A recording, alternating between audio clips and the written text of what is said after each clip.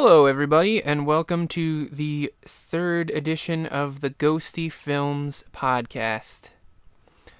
Um, yeah, I'm gonna try and make this I think I want to make this a weekly thing, but I mean it's been a while since I did the last one, so sorry about that. I think I would like to make it a weekly thing though, and hopefully I'll be able to keep coming up with content because I'm busy in other areas of my life, but I'm kind of actually not sure I want to do this right now because I'm just not in a mood. I'm not in a podcast making mood, but I feel like I need to get into a rhythm and keep making these. And I'm also kind of in a bad day because I don't know, I was out before at the supermarket, and my day started off kind of weird because I was like, I went to the supermarket and I was buying some stuff, and I was like, I had one of those saver cards or whatever you call them, and I forgot my card, and I kind of hate the concept of those things because like I always feel like they have my personal information, and they are it seems like they're keeping track of what I buy, and I always value my anonymity, and so I was like, you know what, they always ask me to look my thing up through my phone number, and I was like, yeah, now that, and they've got my phone number too, and I was like, you know what, this is like this big government conspiracy, and you know what, the government's not going to read my brainwave. So what I did was I entered in a different phone number. Like I just entered in somebody else's phone number, and I was like, yeah, you're not tracking me, corporate government. And so the number I put in was like, it was somebody that I used to kind of like be friends with, and then I'm not friends with that person anymore, and I'm like, this person's buying some bananas and some yogurt, and you know what? The government's not gonna know that I bought those bananas and yogurt because I tricked them. And then I was thinking, like, I was looking at my receipt to see how much I saved with this card, and it didn't look like I even saved anything, but I got gas points, and then I was thinking, like, I just gave this person that I don't like anymore points toward getting gas, and then I was like, you know what? When I'm faking somebody else's identity, who should I fake? Like, should I pretend that I'm somebody that I like, so that person gets my gas points? But at the same time, the government is gonna end up reading that person's brainwaves, and they're gonna be reading the brainwaves incorrectly because clearly they're not getting an accurate report of what that person is putting into his body. And so yeah, I was like, I was all conflicted, and I'm like, this day, it's just not starting out the way I wanted to. I did something, and I'm not even sure if I committed fraud or not. And I'm not even sure, like, if the fraud that I committed, it did in fact commit fraud, I'm not even sure if I did it for a good cause. And I was, you know what, that doesn't even breach the surface of why my day was going kind of weird. Because like a couple of weeks ago, when I think it was my first podcast, I was talking about this homeless guy and how he had this really cool coat, and I was like, and I was coveting that coat. I was like, that coat is me. That coat says everything. It represents everything that I am. That homeless person somehow managed to acquire a coat that I should be wearing. And so I was driving home from the supermarket, and I saw the very same homeless person. Like, it's spring now, but like, it's like the mornings are still cold, and this homeless guy was wearing the coat. And so it was bothering me. And I was like, I'm pulling my car over. And I pulled the car over into this parking lot where I could, like, observe this homeless guy. And I was like, I need to get my hands on this coat somehow. And I'm thinking, this homeless guy, he probably doesn't have a lot. And I could probably go up there and make this homeless guy an offer for his coat. And so I was sitting there and I was like trying to muster up my courage. And I was like, you know what, Dan, you don't blow this. This is your big opportunity to get this coat. And like, if you say the wrong thing, you're not going to acquire the coat that you need. And so I finally felt like I'd worked up enough courage, and I got out of my car, and I started to approach this homeless guy, and I walked over to him, and he kind of was looking at me, and I was like trying to find the words, like how do I proposition this? How do I request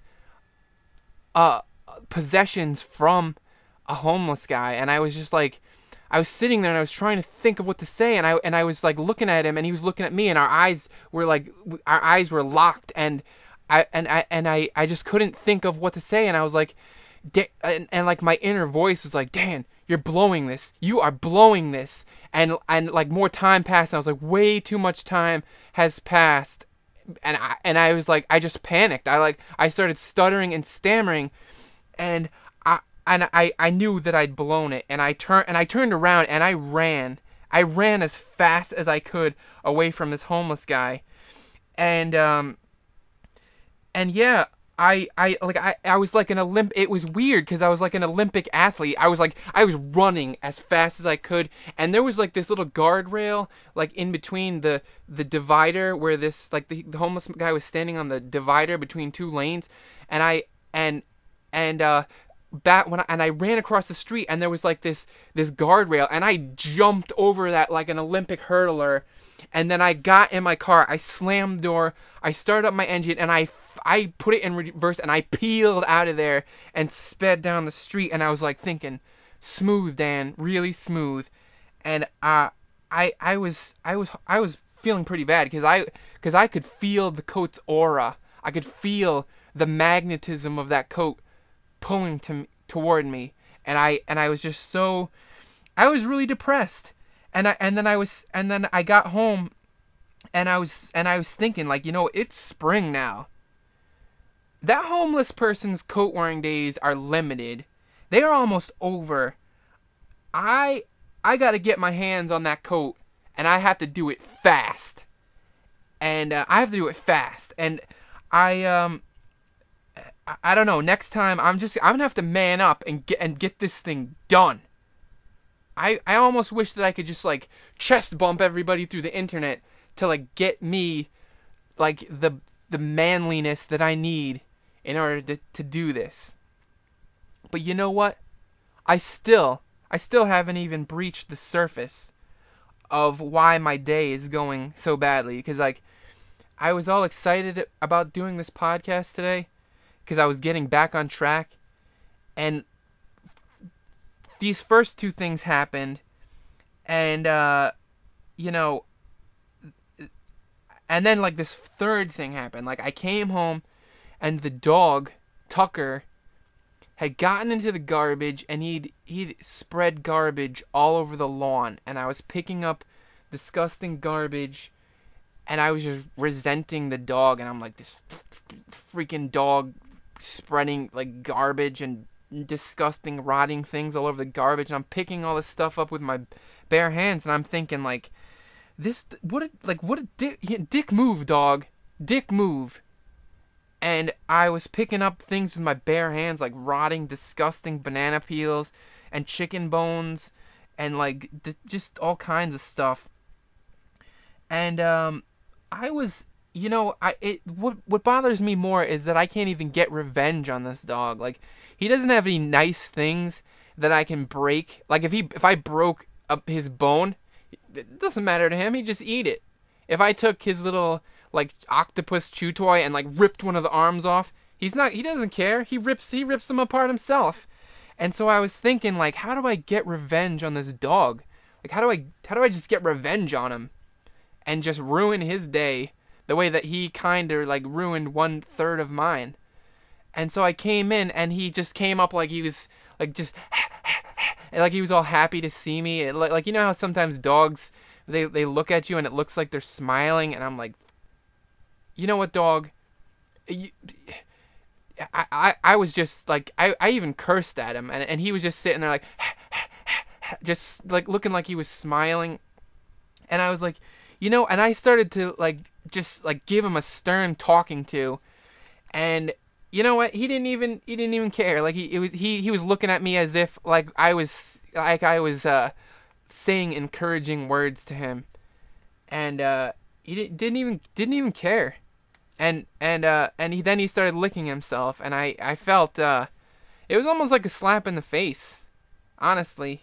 I like I'm gonna get like I don't I'm gonna really start thinking about this, and I'm gonna have my revenge. I'm gonna do something that this dog is gonna be like, it's gonna ruin his day, because I feel like he deserves it.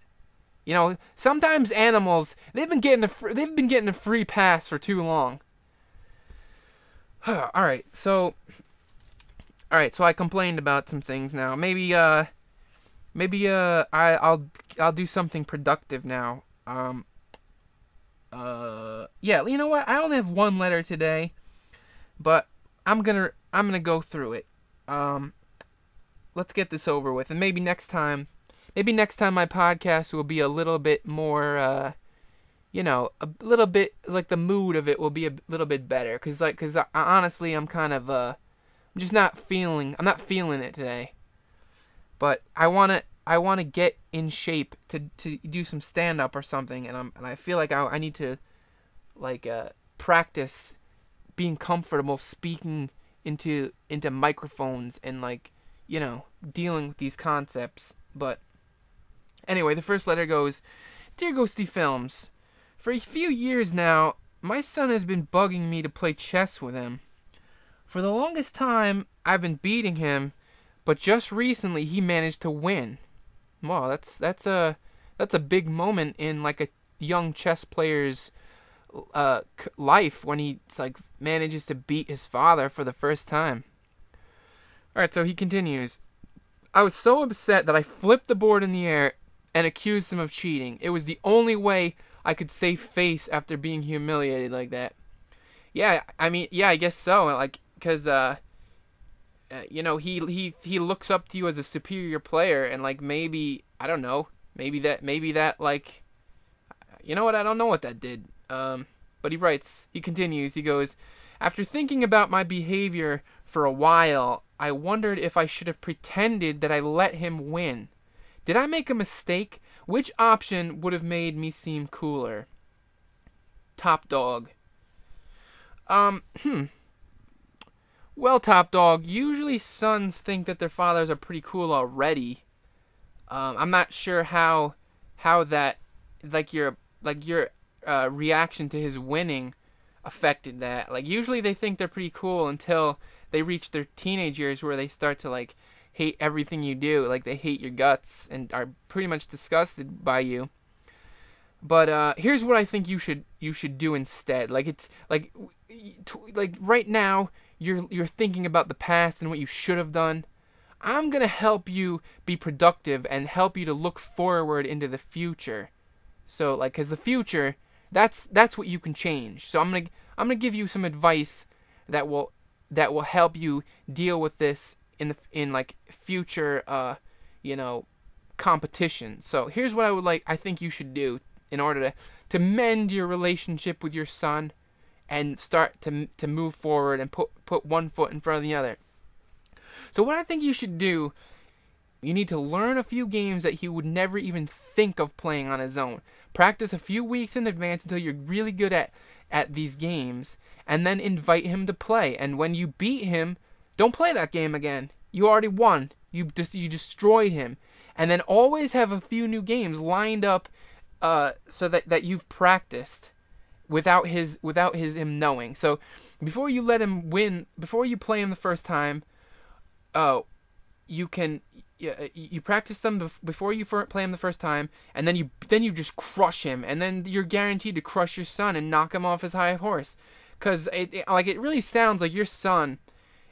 He needs to be taken down a notch, because like clearly you signed your name top dog, and he's not respecting the position of the top dog. So I think that if you constantly have a stream of games that you're better at him in, you can constantly ensure victory.